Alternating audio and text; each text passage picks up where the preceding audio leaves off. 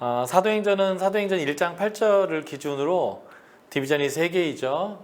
예루살렘, 유대와 사마리아 땅끝까지고요. 여기서 키워드가 성령, 권능, 증인이잖아요. 그래서 사도행전 1장 1절부터 8장 1절은 예루살렘에서 성령의 권능으로 증인된 삶을 사는 것을 보여줬는데, 이제 이 두 번째 디비전인 8장 1절 B 또는 2절부터 12장까지는 유대와 사마리아로 이제 지경이 넓어지죠. 성령의 권능으로 증인된 삶을 살아가는 부분들인데, 여기서 동일한 반복 패턴들이 있습니다. 어떤 반복 패턴이 있냐면, 예루살렘 교회에 문제가 생겼을 때에 다시 말해서 교회의 성장에 걸림돌이 생기는 거죠. 그 걸림돌이 뭐냐면 아나니아와 삽비라의 사건이거나 불평이 일어나는 일들이에요. 이때마다 교회 공동체는 성령의 능력 안에서 또는 회의를 통해서 그 문제를 해결했다는 것. 또 하나는 교회 안에 죄의 문제가 그 부흥 때에 들어온다는 거예요. 그 죄의 문제를 어떻게 해결해야 되는지, 그리고 심각한 박해들이 일어나죠. 교회가 이제 교회 제사장들로부터 박해받는 일들, 이런 일들이 일어나는데, 이 유대와 사마리아에서 증인된 삶에서도 동일한 패턴들이 일어나게 되고요. 부흥을 위해서 하나님의 사람을 세우면서 돌파가 이루어지게 되는데, 이 부분에서도 하나님이 하나님의 사람을 세웁니다.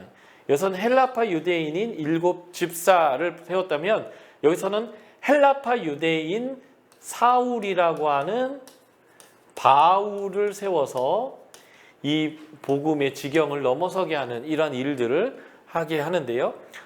그래서 이 패턴이 2번, 3번 반복되는 형태로 되어져 있습니다. 자, 8장 1절부터 12장까지 유대와 사마리아에서 증인된 삶인데요.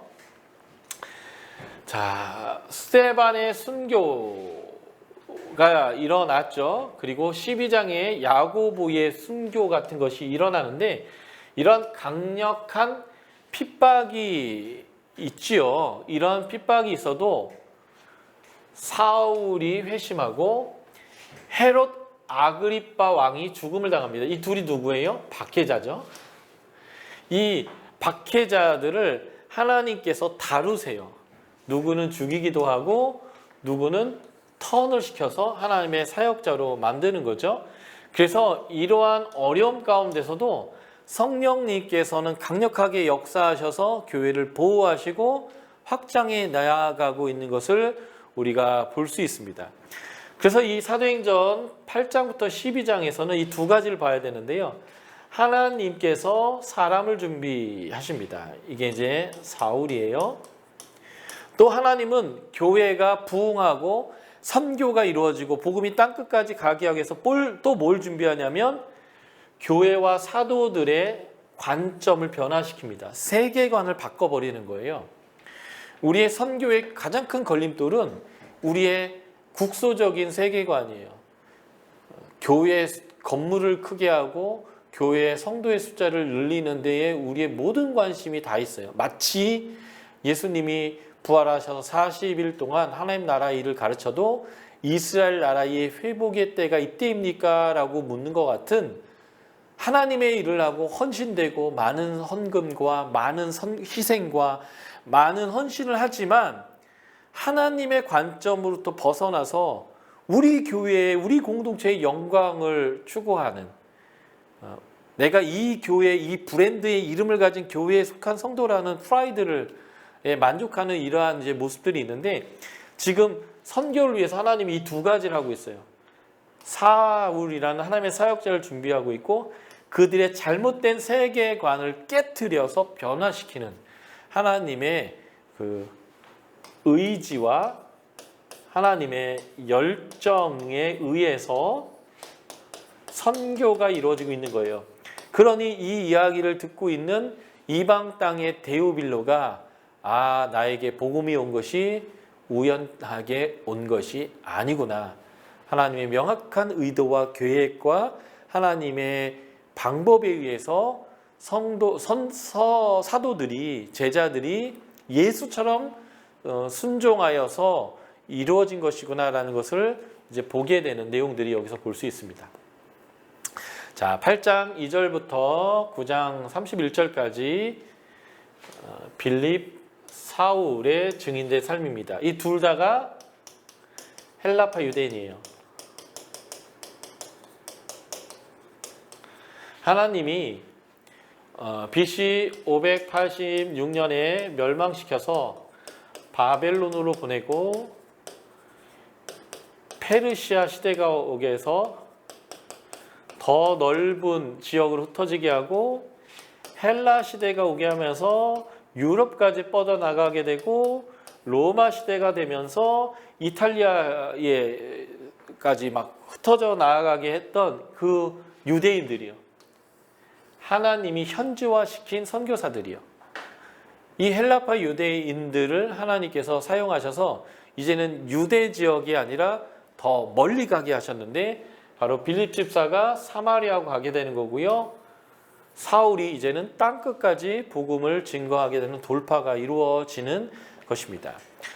그래서 복음의 지역적인 확장이 먼저 일어나요. 스데반의 순교요 핍박은 복음의 불씨를 끄는 게 아니라 복음의 불씨를 더 멀리 흩어버리게 되었고요. 이 복음의 불씨가 더 넓은 지역으로 번져나가게 했습니다. 그래서 빌립을 통해서 사마리아 지역에 복음이 전해지게 됐는데 이를 통해서 이제는 지역적, 인종적 경계를 뛰어넘게 되었다라는 것이고요. 또한 예루살렘 교회의 부흥과 성장에서 보여주는 것 같이 동일한 하나님의 역사가 일어나는데 어떤 역사요? 물 세례와 성령 세례와 그리고 기적들이 동일하게 일어났을 뿐만 아니라 이를 통해서 복음 전파로 세워진 모든 교회 공동체가 동등하다. 예루살렘 교회가 뭐 장자 교단이고 더 뭐 핵심적이고 그런 거 없어요. 모든 교회가 동일하게 하나님의 교회다라는 거예요. 저는 제일 웃기는 말 중에 하나가 장자 교단이라는 표현이거든요. 그거 그렇게 중요한 게 아니거든요. 모든 교회가 하나님의 지체이고 하나님의 교회이고 동일한 교회다라는 거예요. 특별하게 자신들에게 의미를 부여하고 좀 더 낫다라고 자꾸 얘기하는 이것은 교만함과 굉장히 많이 맞닿아 있어요. 영광을 얻는 것은 오직 주님만이 영광을 얻어야 되는데 우리가 남보다 더 낫다, 더 정통성이 더 있다, 더 뭔가 뭐 이렇게 나아가는 것들 자체가 하나님의 나라하고 좀 먼 개념이다라고 저는 생각합니다. 또 하나가 이방 선교를 위한 준비를 하시는데 아까 제가 두 가지 준비한다고 했는데 그 첫 번째가 사람을 하나님께서 준비하셨어요. 예루살렘에서도 7 집사님들이 준비되면서 부흥이 더 가속된 것처럼 말이에요. 복음 사역을 위한 사람이 준비되는 것을 보여지는데 바로 교회를 핍박했던 사울이 이제는 예수의 증인으로 복음의 최선두에 서는 회심의 내용이 9장에 등장합니다. 이게 하나님의 섭리예요. 이 회심과 변화의 내용은 사도 바울의 사도권 병증에 핵심적인 역할을 합니다. 사도행전에 이 회심의 내용이 3번 등장한다고 말씀드렸죠. 사도는 예수님을 보았던 사람이고 증인의 역할을 해야 되는데 사도 바울은 예수님을 만났던 사람이고 예수님이 증인으로서 선택한 사람이다 라고 명확한 얘기가 사도행전에 3번 등장하게 되는 거예요. 교회로 하여금 핍박과 문제를 뛰어넘게 하시는 하나님의 역사를 우리가 볼 수 있습니다. 교회는 계속되는 사울의 핍박과 또 사마리아의 시몬과 같이 성령의 역사를 중단케 하는 문제를 직면하지만 하나님은 성령님의 능력과 인도하심을 통해서 교회가 이 난관을 해결하고 오히려 이 일로 인하여 더욱더 부흥하게 하는 하나님의 역사가 있습니다. 교회는 여러 가지 문제가 늘 있습니다. 시몬과 같은 사람이 교회에 들어올 거예요. 그러나 하나님이 이 일을 바꿔 나아가고 계신다라는 것을 보시면 되겠습니다. 사마리아의 시몬과 아나니아와 삽비라의 사건 둘 다가 교회가 한참 부흥할 때에 죄가 들어오게 했던 사건입니다.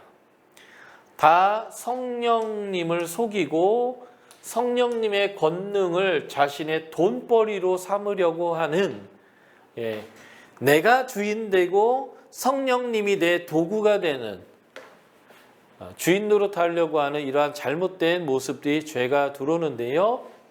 이 둘 다 베드로가 주에 대하여 책망합니다. 이 일로 인하여 아나니아 삽비라가 죽은 것처럼 지금 이 사마리아의 시몬은 내 돈과 함께 망할지어다, 하나님 나라에서는 내 분깃이 없다라고 하는 책망을 들었고요. 교회 전승에 하면 이 시몬은 기독교의 박해자가 되었다라고 합니다. 교회가 부흥할 때마다 이런 일들은 반드시 일어납니다. 그러나 능력 있는 교회, 건강한 교회는 이 문제를 하나님의 성령 안에서 해결해낼 수 있는 능력이 있는 교회다라고 보시면 좋겠고요. 죄를 분별해내는 은사가 교회에 필요합니다. 자, 뿐만 아니라 복음이 에티오피아의 내시에게 전파되게 되는데, 이것 자체가 인종적으로는 이방인으로 신분적으로는 내시, 고자에게로 확장되는데요. 이사야서 56장 3에서 7절을 보면 메시아가 오고 복음이 전파될 때에 이제는 고자도 이방인도 하나님께 예배하는 일이 일어날 거다라고 얘기했습니다. 제사장들 중에 불알이 상한 사람들은 성전에서 일할 수 없었어요. 그러니까 고자는 어떤 면에서 보면 하나님이 만드신 창조의 온전함에서 벗어났다라고 하는 의미로 사용되어지는 건데, 이제는 그런 모든 사람들이 하나님에게로 와서 예배 드릴 수 있는 일이 벌어질 거다. 이게 이제 이사야적인 메시지인데, 바로 이 에티오피아 내시가 이방인이면서 고자였다는 거예요. 이런 자에게 복음이 전파되었다라는 것이고, 이 사람이 예루살렘에 왔다가 돌아가는데 마차에서 이사야서 53장 고난받는 메시아, 그가 찔림은 우리의 허물을 인함이요 그가 상함은 우리의 죄악을 인함이라, 이 말씀이죠. 이 말씀을 읽고 있었는데 하나님이 성령에 이끌려 이 복음이 잘 전파되고 있고 잘 나가고 있는 빌립을 끌어다가 광야로 내몰았단 말이죠. 그런데 그가 광야로 나아갔더니 내시를 만난 거예요. 그런데 그가 읽었던 이 말씀의 소리를 듣고 네가 읽는 말씀이 무슨 말인지는 알고 있냐라고 물었더니 설명해 주는 사람이 없는데 내가 어떻게 깨닫겠느냐라고 말했죠. 그래서 이 말씀이 바로 메시아인 예수 그리스도의 고난에 대한 이야기잖아요. 이 이야기로 시작하여, 구약으로 시작하여 예수가 메시아다. 이게 이제 초대교회 전형적 설교지 않습니까? 예수가 메시아다. 회개하고 제상을 받고 하나님의 백성이 되라 라고 했더니 이 사람이 세례 받을 수 있습니까? 그래서 세례를 주었단 말이에요. 그래서 하나님의 성령의 강력한 주도하에 이방인에게까지, 고자에게까지 복음이 전파되었던 그 놀라운 사건이 바로 이 사건이다. 이게 이제 성령님의 역사이고 하나님의 강력한 의지다라는 것을 우리가 보게 되는 것입니다. 자, 그리고 사울을 하나님이 박해자에서 복음 전도자로, 박해를 하는 사람이 아니라 이제는 복음으로 인하여 박해받는 사람으로 바꿔놓는 사도행전 9장의 바울의 회심과 증인된 삶을 우리가 이제 9장에서 만나게 되는데요. 자, 보실까요? 사도행전 8장부터 12장까지가 두 번째 디비전인데 이 두 번째 디비전이 완벽한 카이아즘으로 되어져 있습니다. 자, 스데반의 순교와 복음의 확산이 이 12장에 보면 야고보의 순교와 베드로가 예루살렘을 떠나서 이제는 복음을 전하는 일로의 확산이 일어나는 거예요. 이 확산의 내용 안쪽에 보면 이 흩어짐의 결과가 있게 되는데 사마리아로 복음이 전파되는 거예요. 빌립에 의해서, 헬라파 유대인에 의해서. 그리고 이 스데반의 박해 때에 안디옥까지 흩어진 사람들이 있는데 그들이 구브로와 구레네 사람들, 헬라파 유대인들이 이 복음의 확산의 일들을 하고 있다라는 거예요. 그래서 시위로 갔더니 이방인 고넬료에게 성령 세례가 임하고요. 이방적인 사마리아 지역의 베드로와 요한에 의해서 성령 세례가 임합니다. 그래서 지역적으로, 인종적으로 하나님의 나라가 계속 확산되고 있고요. 뒷부분이 베드로의 이적, 두 사도와 빌립의 이적, 전도의 내용들이 나오게 되고 이 8장부터 12장의 정중앙 핵심 메시지가 지금 우리가 지금 살펴보려고 하는 사울의 회심이 되겠습니다. 그만큼 지금 하나님이 지금 변화를 주고 있고 하나님의 복음을 위해서 준비하고 있는데 첫 번째가 사람을 준비하는 것이고요. 두 번째가 이 고넬료 사건을 중심으로 해서 세계관의 변화를 주고 있어요. 이 두 가지가 준비되는 거죠. 사울, 하나님의 사람, 두 번째 하나님 사람들의 세계관, 이 두 가지를 바꿔가면서 하나님의 선교가 가속화되고 있는데 이 교제대구의 가장 중심에 사도 바울의 회심의 내용이 있습니다. 이 사도 바울의 회심의 내용을 또 살펴보면 이렇게 교차대구, 카이아즘 되어져 있는데 A와 A-를 보면 바울이 제자들 대하여 살기가 등등했습니다. 그런데 이쪽에 가니까 이제 유대인들이 이 바울을 향해서 살기가 등등하죠. 죽이려고 합니다. 바울은 교회를 잔멸하고 그가 박해를 했던 주체이고 사울이 예루살렘에서 다메섹으로 박해를 위해서 가는데요. 예수가 하나님의 아들이다라고 오히려 교회를 전하고 있고요. 하나님 나라를 전하고 있고요. 사울이 박해의 대상이 되어서 사울이 다메섹에서 예루살렘으로 가는 얘기가 이렇게 쌍을 이루고 있고요. 자, B와 B 부분에 보면 사울인데 사울이 예수님을 만나고 예수님이 그에게 오셨고 사울이 눈이 보이지 않게 됐고 사흘 동안 먹지 못했는데 이 B에 보면 아나니아를 만나고요. 성령이 그에게 오시고 눈이 보이게 되고 그가 이제 음식을 먹게 되는 이런 일들이 일어나는데 그 중심에 바로 이 D 부분이 있는 거예요.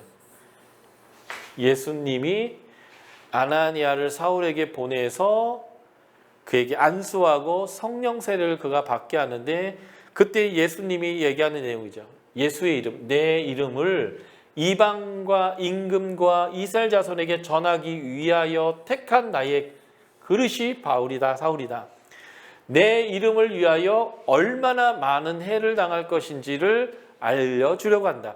그래서 이후에 사도 바울이 가는 곳마다 매맞고 박해당하고 쫓겨나고 모욕당하는 모든 일은 그가 사도로서의 삶을 제대로 살고 있다라는 것을 증명하는 자료가 됩니다.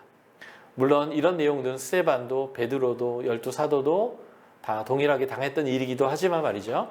그래서 이게 증인의 한 모습이기도 합니다. 그래서 8장부터 12장까지 핵심은 이 바울의 회심의 내용이고 그 바울의 회심의 핵심의 내용은 예수님이 그를 찍어서 택했고 하나님을 예수님의 이름을 증거하는 삶을 살 것이고 그 증거하는 삶을 사는 증거가 그가 고난 가운데 놓이는 것이다 라고 말하는 것입니다.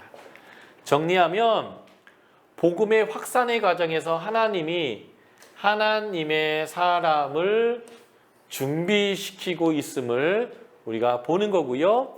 사도 바울의 사도권 변증의 내용, 하나님의 이방인의 사도로 사도 바울을 택했다. 예수 그리스도를 그는 직접 만났다. 그리고 그에게 계시를 받은 사도다라고 하는 이 내용을 통해서 사도 바울은 사도가 맞다라고 하는, 지금 이 사도행전은 사도 바울이 전했던 서방 지역에 있는 이방인 그리스도인을 대표하는 데오빌로에게 보내진 것인데, 이 바울은 사도가 분명하다라는 이제 내용이 담겨져 있고요. 사울은 진리에 대한 열심이 있는 자인데 회심한 즉각적으로 순종한 사람이에요. 그래서 20절 보면 즉시로 전파했다 라고 하는 것을 우리가 이제 볼 수 있고요. 하나님이 얼마나 이 사람을 사용하기 좋은 사람으로 준비시켜서 뒤집어 놨는지 볼 수 있는 거죠. 그는 그래서 복음을 위해 잘 준비된 사람인데 예수를 그리스도라 증명하여 유대인들을 굴복시켰습니다. 그럴 수 있는 이유가 뭘까요? 가말리엘의 문화생으로서 그는 하나님의 율법, 다시 말해서 말씀에 정통한 사람이에요. 바리새파 교육을 받은 사람이고요. 다소 출신입니다. 헬라파 유대인으로서 다소란 지역은 셀루쿠스 왕조가 다스리고 있는 지역에서의 교육도시입니다. 이 교육도시에서 헬라적 교육을 받은 사람이 히브리의 지역으로 유학을 와서 율법 교육을 받은 거죠. 그래서 전해야 될 핵심 콘텐츠와 그 전해야 될 콘텐츠를 담을 그릇, 헬라적인 그릇, 여기에다가 성령의 계시까지가 이제 이번 9장을 통해서 만나면서 그가 온전하게 복음을 전하게 되는 거죠. 그래서 유대인들을 굴복시킬 수 있었던 거예요. 거기다가 그는 하나님이 섭리 가운데서 이미 오래전에 그의 가족을 로마 시민권자로 만드셔서 복음 전파를 위한 신분까지 갖게 됐고요. 그는 기도와 눈물의 사람이었습니다. 사도행전 20장에 보면 내가 3년 밤낮 눈물과 기도로 어떻게 에베소에서 사역했는지를 증언했던 사람이죠. 그리고 복음을 위해서는 목숨도 아끼지 않는 그러한 괴악한 사람이었어요. 그래서 사도행전 20장, 21장에 보면 가는 곳곳마다 예언자들이 가면 고난당하고 죽는다라고 얘기하지만 내 이 달려갈 길을 마치면은 내가 죽음도 두려워하지 않는다라고 얘기해요. 왜냐하면 어차피 그는 고난과 박해를 위하여 부름받았던 사람이기 때문에 그것이 이상한 일도 아니고 그렇게 당하는 일이 어려운 일도 아니었던 사람이죠. 이렇게 보면 하나님은 그를 복음 전도자로 이미 몇 세기 전부터 그의 삶 안에 가족 안에 하나님이 준비시켰고 그 일이 준비됐을 때 하나님 방향을 확 뒤집어 가지고 하나님의 복음의 사역자로 살도록 하셨음을 우리가 볼 수 있습니다. 이 부분이 하나님이 사람을 준비한 내용이라고 한다면 이제 9장 30에서 12장 25절 베드로와 고넬료의 사건을 통해서 유대인들의 세계관, 하나님의 나라에 대해서 예수님이 얘기해도 이스라엘의 회복을 얘기하는 사람들, 그래서 하나님과 예수님과의 동일한 생각을 갖고 있지만 제자들이 그 격차를 보이고 있었는데 이 격차가 선교의 걸림돌이었어요. 그래서 이 선교의 걸림돌, 세계관과 사고를 바꿔주는 이야기가 바로 이방인 백부장 고넬료의 사건을 통해서 보여주는 아주 중요한 이야기가 되겠다라는 것입니다. 이방인에게 복음이 전파되는데 롯다에서 욥바로 베드로가 이동해서 사역을 하는데요. 결국 성령님의 인도함 가운데 가이사랴, 헤롯이 항구를 만들었던 곳이죠. 이 가이사랴에는 총독이 있게 되고요. 로마에 군대가 있는데 거기에 살고 있는 백부장 고넬료에게까지 성령이 베드로를 이끌게 됩니다. 성령께서 빌리브를 통해서 에도피아 내시 간다에게 이끌어 가신 것처럼 동일에게 고넬료에게 베드로를 이끌어 가셔서 강제적으로라도 복음을 전하게 하시는, 이게 굉장히 중요한 단어예요. 강제적이라도 복음을 전하게 하는 이 과정을 통해서 이방의 복음이 전파되어야 한다. 이것이 하나님이 강력하게 원하시는 사건이다 라는 것을 깨닫게 하고, 이것을 읽는 이방인 데오빌로에게는 하나님은 이방인에게 복음을 전하는 것을 너무 강력하게 원하시는구나.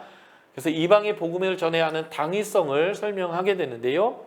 성령의 역사에게도 불구하고 복음의 진전을 지연하는 인간과, 그럼에도 불구하고 그들을 밀어내서 복음을 전하게 하시는 하나님, 인간과 하나님의 대조가 일어나고 있는데, 바로 이 하나님의 역사가 이 인간을 변화시키는 과정을 보여주는 겁니다.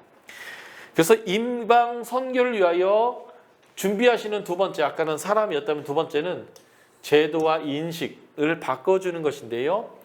예루살렘 교회의 중심적인 지도자였던 베드로를 통해서 전파된 복음으로 고넬료 가정이 구원을 받게 되는데, 이 사건을 통해서 베드로는 이방인을 향한 하나님의 놀라운 구원 계획을 깨닫게 되는 계기가 됩니다. 생각이 바뀐 거예요. 베드로가 경험한 이 일은 이방 선교를 위한 인식의 변화와 제도적인 정당성과 합법성을 확보하게 되는데, 이게 사도행전 15장 예루살렘 공의회에서 이방인에게 율법의 의무를 지워야 되는가 말아야 되는가라고 하는 회의에서 이방인에게 율법의 의무를 지워서는 안 된다. 그것은 유대인도 지기에 버거운 것이다. 오직 믿음으로 구원 얻는다. 라고 하는 이 놀라운 회의의 결과를 얻어내게 되는 아주 중요한 경험이 되게 됩니다. 그래서 사도행전 15장에서 율법의 의무를 이방인에게 지우지 말라라는 아주 중요한 일이 되는데, 이 베드로를 포함한 유대인들의 사고의 한계가 뭐냐면, 사도행전 10장 28절 고넬료에게 갔을 때 이 베드로가 했던 말이에요. 유대인으로서 이방인과 교제하며 가까이 하는 것이 위법인지를 너희가 알거니와. 위법이라는 거예요. 그래서 사도행전 2장에 보면 안디옥에 사도 베드로가 갔었어요. 안디옥에 가서 식사를 이방인과 하고 있었는데, 예루살렘에 야고보로부터 온 사람들이 오니까 이 베드로가 밥 먹다가 도망가 버렸습니다. 유대인과 이방인이 함께 교제하고 친밀하게 지내는 것이 불법이다라고 생각하는 거예요. 이게 한계고, 그러다 보니까 복음을 이방인에게 전하지 않는 거죠. 그런데 하나님은 이것을 강력하게 원하신다라는 것을 보여주셨던 사건이 고넬료 사건이고요.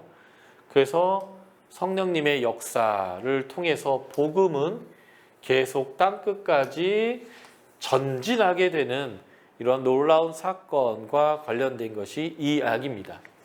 그래서 10장, 11장의 이야기는 같은 얘기를 3번이나 반복하는 구조로 되어 있어요.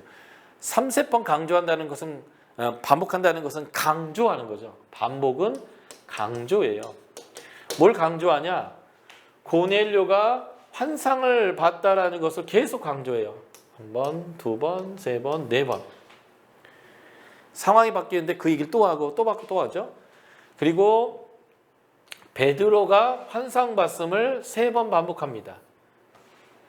그러니까 고넬료에게 베드로가 가야 되는 것은 성령께서 강력하게 계획을 짜고 섭리적으로 그 상황을 필연으로 만들었다라는 거고요. 베드로가 고넬료의 가정에 방문했고 거기에서 성령께서 역사하셨다는 얘기도 반복됩니다. 그래서 바로 이 부분을 강조하기 위해서 하나님의 강력한 역사임을 보여주는 위에 두 얘기가 만나는 거고요. 그래서 이 10장의 부분에서 베드로의 사고가 깨지게 되고요. 이 11장의 부분에서는 이제는 유대인들, 예루살렘 공동체의 사고가 이 베드로의 경험을 통해서 바뀌게 되는 선교의 가속화가 이루어지게 됩니다. 유대인들이 변하지 않는 사고, 하나님과의 관점의 갭, 간격이 있는 내용인데 아까 본 내용이지만 본문을 다시 한번 살펴볼게요. 10장 28절입니다. 사도행전 10장 28절. 고넬료 집에 베드로가 갔는데요. 고넬료가 막 엎드려서 절을 하니까 나는 똑같은 사람이다 라고 얘기하고 28절 읽어드리겠습니다. 이르되 유대인으로서 이방인과 교제하며 가까이 하는 것이 위법인 줄을 너희도 알거니와 하나님께서 내게 지시하사 아무도 속되다 하거나 깨끗하지 않다 하지 말라 하시기로 부름을 사양하지 아니하고 왔노라. 묻노니 무슨 일로 나를 불렀느냐. 성령의 공동체의 아주 중요한 특징은요, 내가 이것은 잘못된 거야 하고 생각하는데도 불구하고 성령님이 해! 라고 했더니 어떻게 했어요? 갔다는 거. 이게 성령의 공동체가 성령의 사람의 아주 중요한 특징이에요. 나중에 사도 바울은 에베소를 포함한 아시아 지역을 전도하려고 하는데 성령이 막으시고 마게도니아인 환상을 통해서 유럽으로 넘어가라 할 때 자기의 생각을 접고 성령의 지시하심을 따라 움직였는데 이게 베드로와 바울, 성령의 사람이 아주 중요한 특징입니다. 내가 생각하기에 이게 바른 거고 옳은 것이고 내가 이거 하고 싶어도 하나님이 아니야, 너는 이거 아니라고 생각하지만 나는 이거 하라고 얘기해야 하는 거야 라고 할 때 그가 했다라는 게 굉장히 중요합니다. 그래서 하나님은 이방인에게 복음을 증거해야 되는데 유대인은 이방인과 유대인이 교제하는 게 불법이다라고 생각하는 게 이게 하나님과 사람의 갭이에요. 그러나 하나님의 역사는요, 차별을 두지 않았다는 것입니다. 10장 34절 35절 읽어드릴게요. 베드로가 입을 열어 말하되 내가 참으로 하나님은 사람의 외모를 보지 아니하시고 각 나라 중 하나님을 경외하며 의를 행하는 사람은 다 받으시는 줄을 깨달았다라고 말합니다. 성령께서 임하시는 사건을 통해서 베드로가 아이쿠야 하나님이 이러시구나 라는 것을 본 거죠. 11장 18절 읽어드릴게요. 11장 18절은 11장 2절 3절을 기반으로 하는데요. 유대인과 하나님의 갭이 느껴지는데 유대 공동체 안에 이 갭이 있었다는 거죠. 자, 11장 1절부터 유대에 있는 사도들과 형제들이 이방인도 하나님의 말씀을 받았다 함을 들었더니 베드로가 예루살렘에 올라갔을 때에 할례자들이 비난하여 이르되 내가 무할례자의 집에 들어가서 함께 먹었다 하니 하면서 잘못했다고 얘기하는 거예요. 이게 이제 예루살렘의 공동체, 사도들과 형제들이 지금 생각하고 있는 잘못된 모습인데 11장 18절 베드로가 하나님이 하신 얘기를 얘기해 준 다음에 그들의 반응을 볼게요. 11장 18절 읽어드리겠습니다. 그들이 이 말, 베드로의 말을 듣고 잠잠하여 그동안 막 힐난하고 책망했던 이들이 잠잠하여 하나님께 영광을 돌려 이르되 그러면 하나님께서 이방인에게도 생명 얻는 회개를 주셨다. 인정하겠다. 이거는 하나님의 뜻이다라고 받아들였다는 거예요. 이게 성령의 공동체의 위대함입니다. 자신의 의견을 꺾고 하나님의 의견에 자신의 의견을 맞출 줄 아는 자들.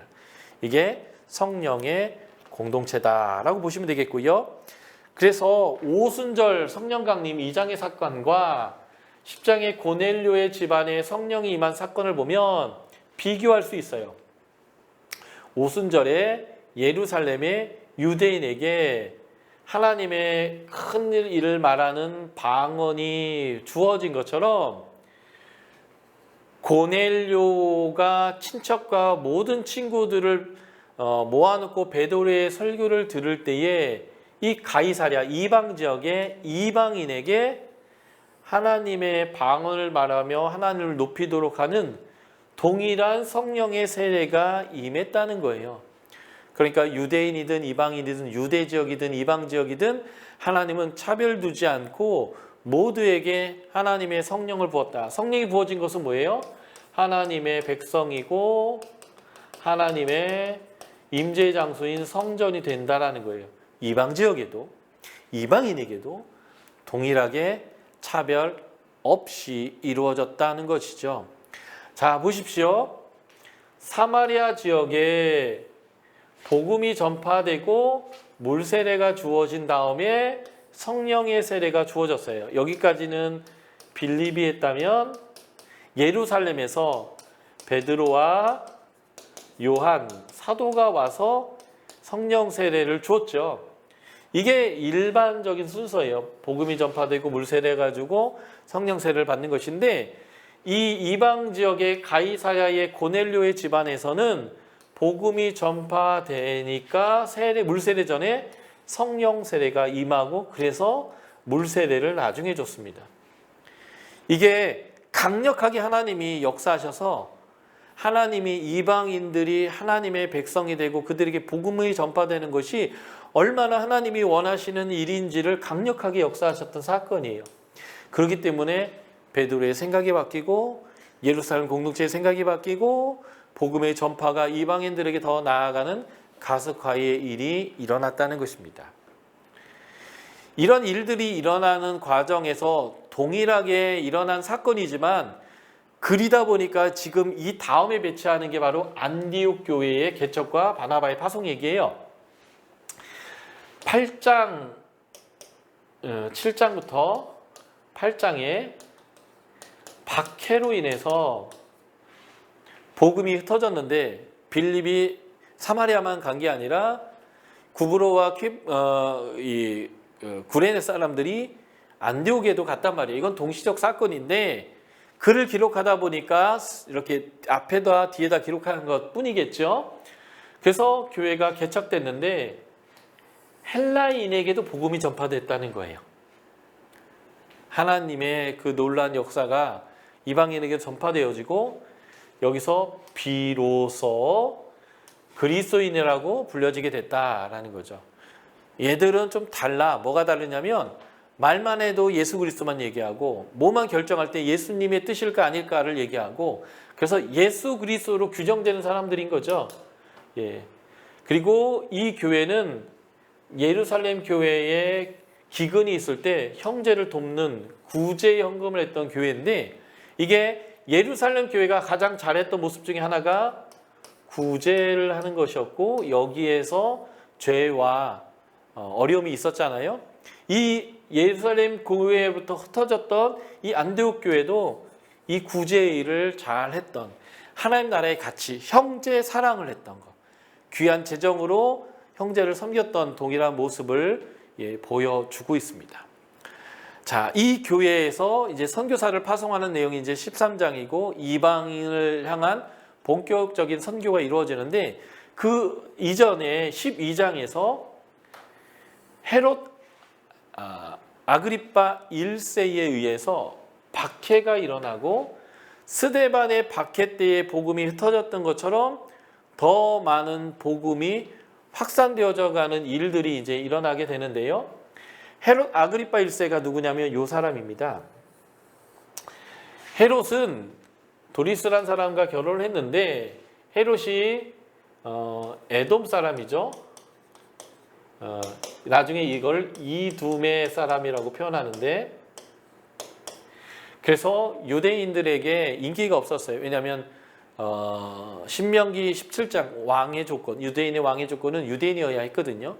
그래서 이 정통성이 없는 헤롯은 자신의 정통성을 위해서 하스모니안 왕조, 마카비가 이제 헬라 사람들을 쫓아내고 이스라엘을 이렇게 독립시켰던, 그래서 그 가문이 이제 하스모니안 왕조가 되어가지고 다스렸는데, 그 왕조의 제사장 가문의 미리암네라고 하는 사람과 결혼을 통해서 자신의 정통성을 세우려고 했는데, 이 미리암네의 아들인 아리스토 불스라고 하는 정통성 있는 이 사람이 이 헤롯에 의해서 처형을 당합니다. 그래서 이 사람의 아들인 헤롯 아그리빠가 로마로 도망가게 되는데 이 아그리빠가 로마에서 유학하는 시절에 칼리굴라라고 하는 로마 황제 식구랑 친하게 지내다가 가이사 아구스토 가이사가 누구냐면 그 당시에 칼리굴라의 바로 위에 있었던 황제가 죽게 돼요. 그래서 그 칼리굴라가 황제가 되는데 그래서 그의 친구인 헤롯 아그리빠에게 요 헤롯 대왕과 같은 정식 유대 지역의 왕으로 세워서 보내주게 됩니다. 그 사람이 바로 12장에 나오는 헤롯 아그리빠예요. 이 헤롯은 예수님을 아기 때 죽이려 했던 헤롯이고 이 헤롯이 BC 4년에 죽게 됐을 때 아켈라오, 헤롯 안디바, 헤롯 빌립 이들에게 나라를 쪼개서 나눠주게 됐고 바로 이 헤롯들은 분봉왕이에요. 정식 왕이 아니라 나라를 쪼개준 왕이라면 이 정통성을 가진 헤롯 아그리빠 1세가 정통 로마로부터 인정된 왕인데 이 왕에 의해서 유대 기독교인들이 박해받게 되는 일이 되게 되고요. 나중에 사도행전 20장, 21장에서 사도 바울이 잡힌 다음에 예루살렘 성전에서 그가 가이사랴에서 2년 6개월 있으면서 재판을 받을 때 그에게 왔던 헤롯이 또 있는데 그 사람은 헤롯 아그리빠 2세입니다. 바로 이 헤롯 아그리빠 1세의 아들이겠죠.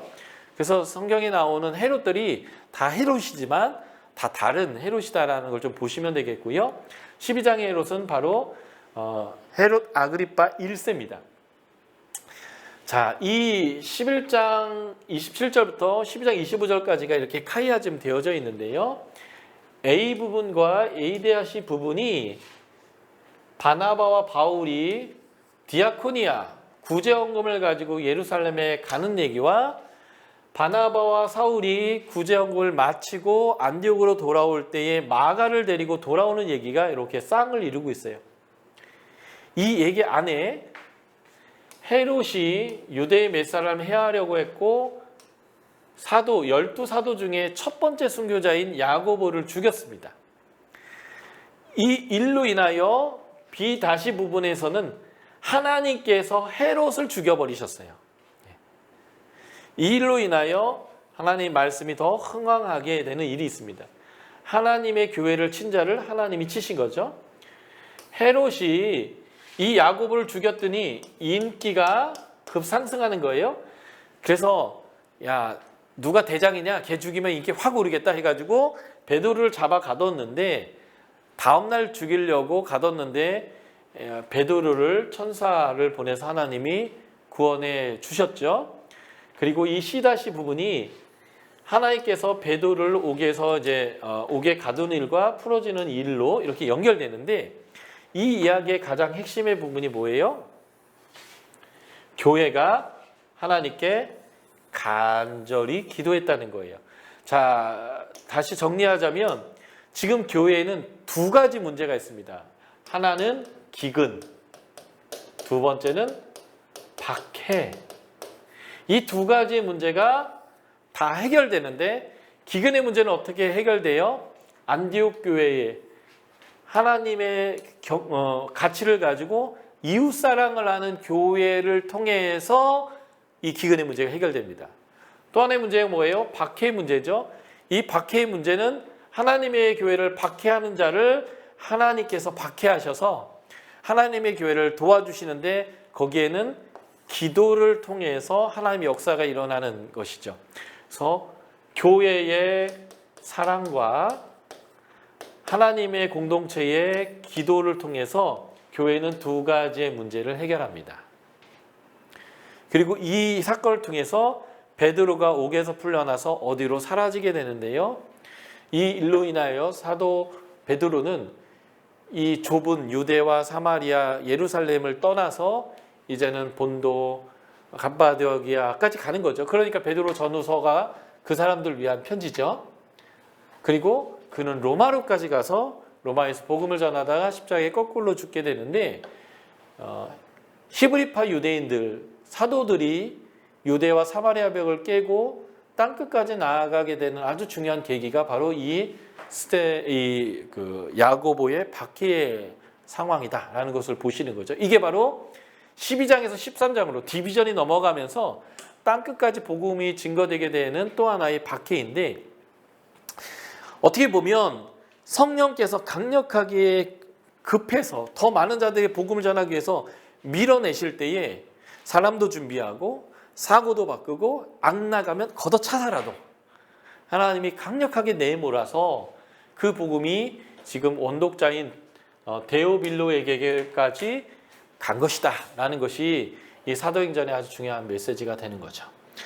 자, 제가 기도하고 오늘 강의 여기까지 마치고 다음 주는 마지막 세 번째 디비전, 땅끝까지 이르러 증인된 삶의 부분, 베드로와 견주어서 동일한 사도성을 보여주고 있는 사도 바울의 사도권 변증과 연결된 사도 바울의 땅끝까지 증인된 삶에 대한 부분을 다음 주에 저희가 다뤄보도록 하겠습니다. 하나님 감사합니다. 생명의 말씀 사모하게 해주시고 이 늦은 저녁 시간이지만 하나님의 말씀 앞에 제자로서 성령의 능력으로 어떠한 가치와 어떠한 메시지로 어떻게 주님의 증인의 삶을 살아야 되는지를 알게 해주셔서 감사합니다. 이러한 사도들의 삶, 증인의 삶이 저희들 삶이 되게 해 주십시오. 예수님 이름으로 기도했습니다. 아멘.